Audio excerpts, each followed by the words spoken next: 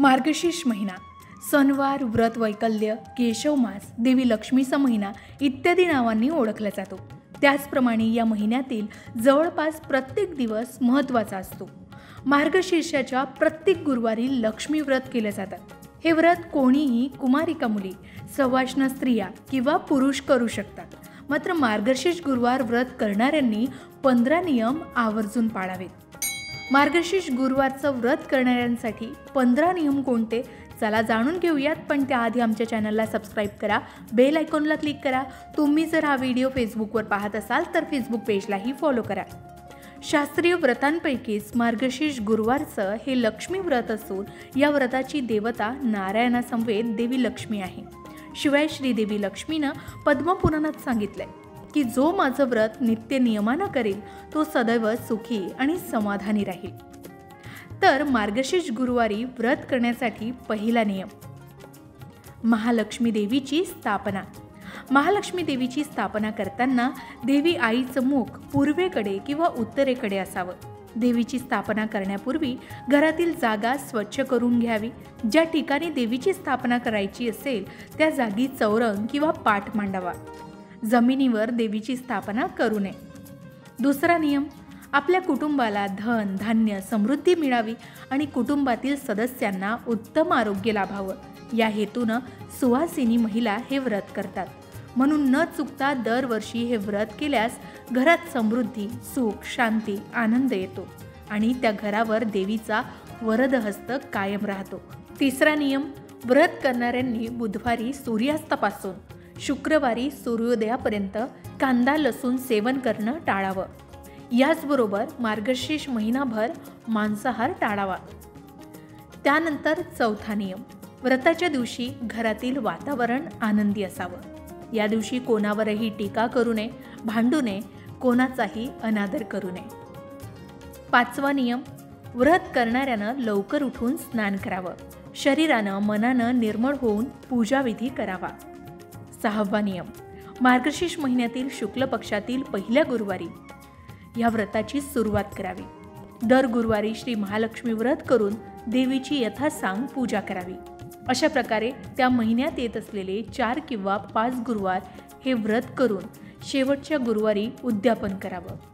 सातवा नियम, आपली श्रद्धा असल्यास एका महिन्याप्रमाणेच वर्षभर दर गुरुवारी हे व्रत चालू ठेवता येतं। आठवा नियम, देवीच्या फोटोसमोर बसून श्री महालक्ष्मी व्रताची कथा आणि महात्म्य नक्की वाचावं। नववा नियम, उद्यापनाच्या दिवशी नेहमीप्रमाणे पूजा, आरती आणि कहाणी वाचल्यानंतर 7 सुहासिनी किंवा 7 कुमारिकांना श्री महालक्ष्मी स्वरूप समजून त्यांना हळद कुंकू द्यावं आणि त्यांना व्रताचं महात्म्य सांगणारी पुस्तिका भेट द्यावी। 10वा नियम, व्रताच्या दिवशी उपवास करावा। फक्त केळी, दूध आणि फळे खावीत आणि रात्रीच भोजन करावं।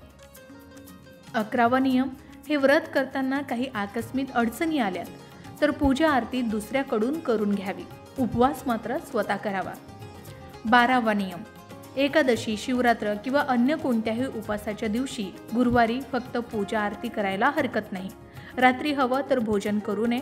काही कारणास्तव ज्यांना दिवसा हे व्रत करता येत नाही त्यांनी ते व्रत रात्री केलं तरी चालेल। फक्त दिवसभर त्यांनी उपवास करावा आणि फलाहार घ्यावा। 13वा नियम, व्रत, पूजा आणि श्री महालक्ष्मी कथा ऐकण्यास कुटुंबियांना किंवा शेजारी पाजारी यांना बोलवावं। मात्र एकाग्र आणि शांत चित्तानं महात्म्य वाचावं।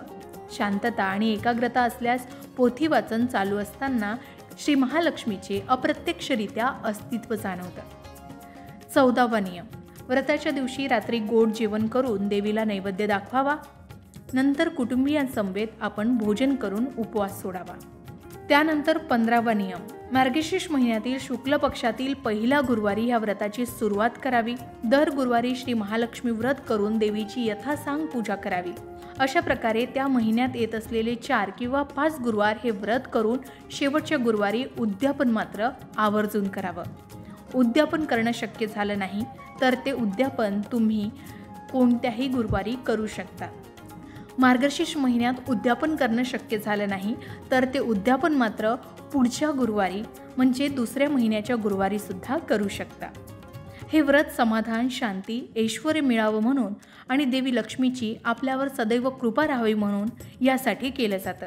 म्हणून मार्गशीर्ष गुरुवार व्रत करणाऱ्यांनी हे 15 नियम आवर्जून पाळावेत, ज्यामुळे या व्रताचं पावित्र्य राखून सदैव सुखी समाधानी जीवन जगण्यास नक्कीच मदत होईल.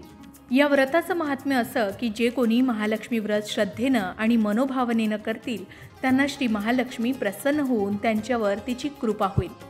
पण श्रीमंती आल्यावर सुद्धा माणसानं उतूने नित्य नियमाने श्री महालक्ष्मी व्रत करावं, देवीचं मनन चिंतन करावं, म्हणजे देवी सदैव आपल्या पाठीशी उभी राहील, आपल्या मनोकामना पूर्ण करेल. याबरोबरच आंब्याच्या डहाळ्या, चौरंगावर मांडलेल्या पाण्यानं भरलेला कलश आणि महालक्ष्मीचं रूप म्हणून तिची स्थापना केलेली मूर्ती, सजवून केलेली आरास, या व्रताचं महात्म्य वर्णन करत लक्ष्मीचा केला जाणारा स्तुतिपाठ, आरती, नैवेद्य असं रूप या काळात घराघरांमध्ये पाहायला मिळतं. कुटुंबात धनधान्य आणि लक्ष्मीची कायम भरभराट राहावी यासाठी ही पूजा केली जाते. लक्ष्मीला गोडाधोडाचा नैवेद्य दाखवला जातो. स्त्रिया मनोभावे लक्ष्मीची कहाणी वाचतात. पूजेच्या शेवटच्या गुरुवारी उद्यापन केलं जातं. या दिवशी हळदी कुंकू देऊन सवाष्णींना फळं आणि इतर वाण दिले जातात. या महिन्यात मांसाहार करणं अनेक घरांमध्ये टाळलं जातं. अशा प्रकारे मार्गशीर्ष महिन्यात महालक्ष्मीच्या व्रताची सुरुवात होते. अनेक घरांमध्ये वर्षानुवर्ष महिला या प्रकारचं व्रत करतात. गुरुवारी अनेक सुहासिनी स्त्रिया मनोभावे हे व्रत करताना मात्र नक्की दिसतात. श्री महालक्ष्मीची अपार कृपा आपल्यावर व्हावी, तिनं आपल्या घरात सतत वास करावा, पैसा, शांती, समाधान घरात नांदावं म्हणून श्री महालक्ष्मीचं व्रत करतात आणि व्रतकथा आवर्जून वाचतात.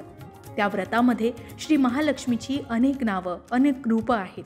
पार्वती, सिंधुकन्या, महालक्ष्मी, लक्ष्मी, राजलक्ष्मी, गृहलक्ष्मी, सावित्री, राधिका, राशेश्वरी, चंद्रा, गिरिजा, पद्मा, मालती, सुशीला अशा विविध नावांनी श्री महालक्ष्मींना ओळख आहे. अशा या सर्वांभूत असलेल्या श्री महालक्ष्मीची ध्यानी घ्यावी अशी ही कहाणी आहे द्वापर युगातली. ही कहाणी वाचून मार्गशीर्ष महिन्यात व्रत पूर्ण केलं जातं आणि या व्रताची कथासुद्धा, त्याची पुस्तिका भेट स्वरूपात इतर महिलांना दिली जाते. तुम्ही सुद्धा मार्गशीर्ष महिन्यातील महालक्ष्मी व्रताची कहाणी वाचत असाल आणि त्याचं व्रत तुम्ही करत असाल तर आवर्जून या नियमांचं पालन करून निश्चितच तुम्ही इच्छित फळप्राप्ती करू शकता. तुम्ही सुद्धा मार्गशीर्ष महिन्याचं व्रत करता का? आणि हे तुम्ही किती वर्षापासून करता? त्याचं तुम्हाला काही फळ मिळालंय का? आम्हाला कमेंट करून नक्की सांगा. अशाच प्रकारच्या माहितीपूर्ण व्हिडिओसाठी लोकमत भक्ती चॅनलला नक्की सबस्क्राईब करा आणि बेल आयकॉनला क्लिक करा, म्हणजे आमच्या नवनवीन व्हिडिओचं नोटिफिकेशन तुम्हाला मिळत राहील. तसेच योग्य आध्यात्मिक मार्गदर्शनासाठी लोकमत भक्तीच्या फेसबुक पेज आणि इन्स्टा पेजला लाईक आणि फॉलो करायला विसरू नका.